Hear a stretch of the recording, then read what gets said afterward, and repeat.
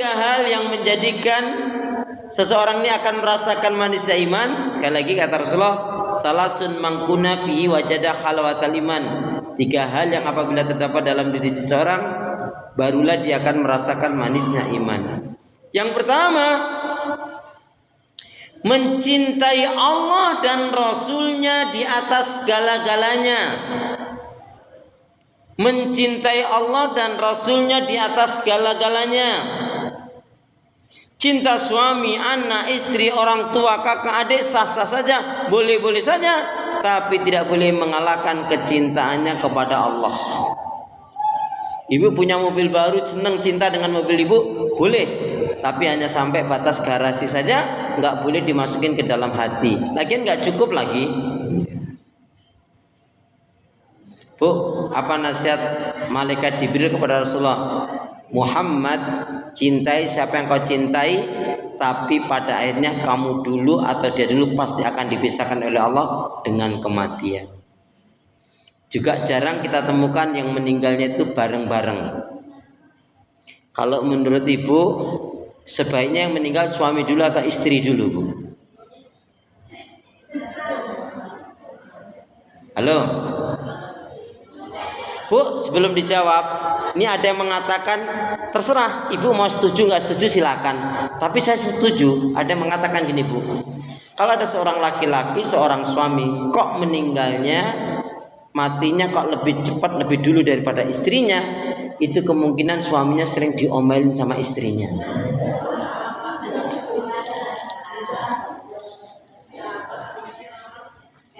Ya terserah, ibu setuju nggak terserah. Wong itu ada yang mengungkapkan gitu, saya sih setuju aja itu. Apa takdir? Bu, jangan bilang langsung takdir. Takdir itu ada ketentuannya. Contoh, nih, ada anak muda, Bu. Nih saya jelaskan tentang takdir. Ada anak muda naik motor, gler, nabrak tiang jembatan. Yang listrik mah kecil, nabrak tiang jembatan, mati dia. Matinya itu takdir tidak? Matinya takdir. Nah sekarang ugal-ugalannya itu pilihan atau enggak? Ugal-ugalannya takdir atau pilihan? Pilihan. Andai kan dia enggak ugal-ugalan juga akan mati. Maka kalau bicara mati takdir ya ketentuan Allah, nggak bisa ditolak-tolak. Tapi ugal-ugalannya dia itu adalah pilihannya dia. Nah orang mati biasanya berdasarkan punya kebiasaan. Kita pernah dengar, ya Allah, dia meninggalnya lagi sholat, lagi doa, lagi zikir, lagi baca Quran. Ibu itu baik banget. Ibu itu baik banget. Kenapa Ustadz? Masya Allah, ibu itu meninggalnya lagi tahajud. Pengen nggak? Pengen nggak? Dan itu tidak mungkin terjadi pada ibu-ibu kalau ibu-ibu jarang tahajud. Loh, iya toh? Pengen mati dalam keadaan tahajud, ya rajin tahajud, dan begitu ya.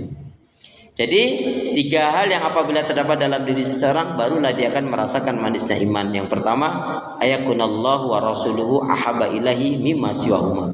Lebih mencintai Allah dan Rasulnya di atas segala-galanya. Yang kedua, mencintai saudaranya muslim mukmin karena Allah. Mencintai saudaranya muslim mukmin karena Allah. Mencintai saudaranya muslim mukmin karena Allah, bukan karena dunia, hawa nafsu ataupun fisik. Mencintai saudaranya muslim mukmin karena Allah, bukan karena dunia, hawa nafsu ataupun fisik. Jadi betul-betul karena Allah, Bu. Kata Imam Syafi'i, kalau kalian ini sudah ketemu ada orang, ada teman yang ngingetin kamu, berani dia ngingetin kamu ketika kamu salah, dan dia mengajaknya untuk kebaikan ibadah dan amal solih. Ketika kamu salah, dia ingatkan betul-betul dengan keras. Kalau bahasanya gini, berubahlah kamu, bertobatlah kamu. Kalau kamu nggak mau tobat, kalau kamu masih melanjutkan perbuatan burukmu itu, udah deh kita putus sampai di sini saja. Kira-kira ibu, kalau ibu punya teman yang nggak baik, dia melakukan kesalahan, penyimpangan, ibu berani nggak ngingetin teman itu? Sebelum ibu jawab, sementara teman itu bu sering nraktir ibu. Halo, kira-kira berani nggak ngingetin? Hati-hati loh, dia sering traktir, sering belanjain, sering beri. Halo, kalau ibu berat berarti ibu persahabatannya bukan karena Allah. Tapi kalau karena Allah, ejeng, hentikan ini perbuatanmu keliru ini, kamu nggak bener ini, berdosa kamu, istighfar, tobat kamu. Terlepas teman tadi menerima atau enggak, itu prinsip kita. Kenapa bu? Karena akibat bersahabat bergaul dengan orang yang nggak baik, itu bukan hanya menjadikan kita nggak baik, keseret ke neraka. Coba lihat surat Al-Furqan. Ya, surat Al-Furqan, Quran saya surat yang ke-25. Sama ya? Ayatnya mau cari sendiri atau sekalian? Oh sekalian.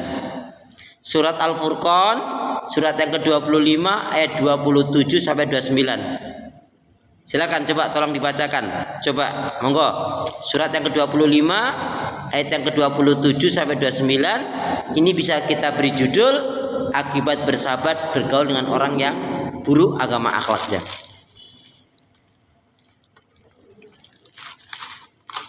Silakan siapa nak membaca? Ya, boleh. Wa yauma ya'adzu dzalimu, dan ingatlah pada hari ketika langit hujan. Enggak, setelahnya yang 27-nya. Dan yang 27. Ya sama juga, dan ingatlah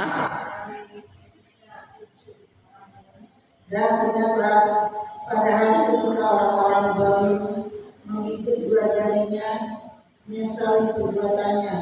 Saya berkata, wahai kiranya dulu aku mengambil dalam bersama Rasul. Terus sampai 29. Wahai celaka aku, kiranya aku dulu aku tidak menjadikan Islam itu teman akrabku. Sungguh dia telah memisahkan aku dari peringatan Al-Quran ketika Al-Quran itu datang padamu. Dan setan memang pengkhianat manusia. Ya, maha benar Allah dengan segala firman-Nya. Pada hari di akhirat nanti akan terjadi penyesalan yang berat. Adanya orang yang menzalimi dirinya, dia bersahabat bergaul dengan orang-orang yang buruk agama akhlaknya. Bukan hanya jadi tidak baik, bukan hanya jadi salah dosa, tapi dia keseret ke dalam api neraka. Ibu, ketika ayat ini dipahami, masya Allah ada kata-kata laqad ja'ani ani dzikri. Mohon maaf, ini bukan hanya orang yang nggak baik, orang yang baik pun bisa hancur, bahkan tingkatnya kiai ulama pun bisa hancur. Ya, ini makanya pastikan bersahabat bergaul kita dengan orang-orang yang baik agama dan akhlaknya. Amin, gitu dong. Lama banget sih, harus apa-apain dulu. Ya, jadi pastikan kita bersahabat bergaul dengan orang-orang yang baik agama dan akhlaknya. Satu ungkapan bu, salah potong rambut nyesel sesaat, salah pilih pendamping hidup nyeselnya seumur hidup jika mempertahankan kesalahan dan penyimpangan. Salah pilih pedoman hidup, keyakinan hidup, ruginya dunia akhirat. Makanya jangan sampai keliru. Kalau teman ini ngajak kebaikan, ayo. Tapi kalau teman ini ngajak yang buruk, maksiat, dosa, nehi, mestinya begitu, ya. Jadi yang kedua apa? Mencintai saudaranya muslim mukmin karena Allah, bukan karena dunia, karena nafsu, juga bukan karena tadi, juga bukan karena apa? Ya, fisik. Yang ketiga kita akan rasakan manisnya iman. Nah, ini yang ketiga bu, tertanamnya kebencian dalam kalbu hati Tertanamnya kebencian dalam kalbu dan hati sama aja. Terhadap kekafiran,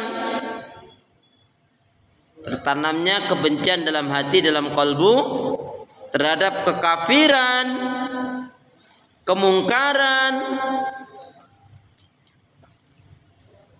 kemaksiatan dan dosa. Benci banget nih. Ya. Tertanamnya kebencian dalam kalbu haji. Ya. Terhadap kekafiran, kemungkaran, kemaksiatan dan dosa, dan hal yang dilarang diharamkan Allah. Dan hal yang dilarang diharamkan Allah. Sebagaimana bencinya dirinya.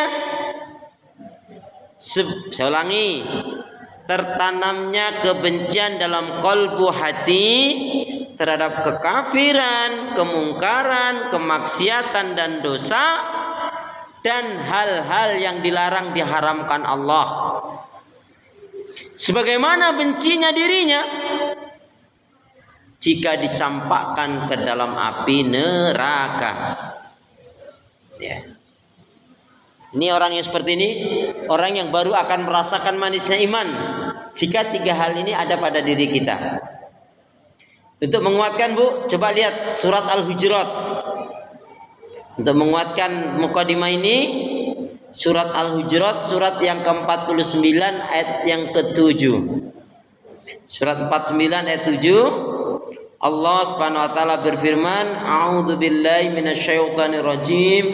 Wa'lamu anna fikum Rasulullah law yuti'ukum fi katsirin minal amri la'anittum walakinnallaha habbaba ilaikumul iman wa zayyanahu fi qulubikum wa karraha ilaikumul kufra wal fusuqa wal isyan ulaika humur rasidun." Silakan. Iya, ayat 7, surat 49 ayat 7.